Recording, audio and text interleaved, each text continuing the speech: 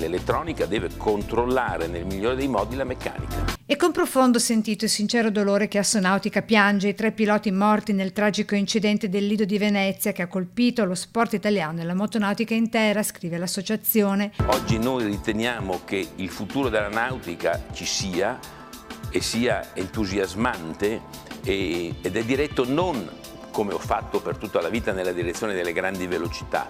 Oggi è diretto nella direzione della grande efficienza. Fabio Buzzi, classe 1943, deteneva un palmarès davvero incredibile. Aveva vinto più di 10 titoli mondiali e le sue barche, nelle mani di altri piloti, hanno conquistato oltre 45 titoli iridati.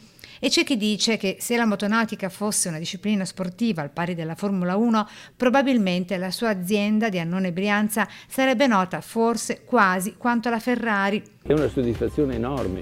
Noi siamo andati in America e siamo riusciti a vincere un mondiale di fronte a 30 barche americane, tutte con motori a benzina, tutte più veloci. Fabio Buzzi, Luca Nicolini, Eric Horm, che Assonautica definisce 3 uomini esperti, appassionati di mare e di velocità, ci lasciano in un atto che resta parte dello sport, pur nel suo tragico epilogo, così nel post sui social.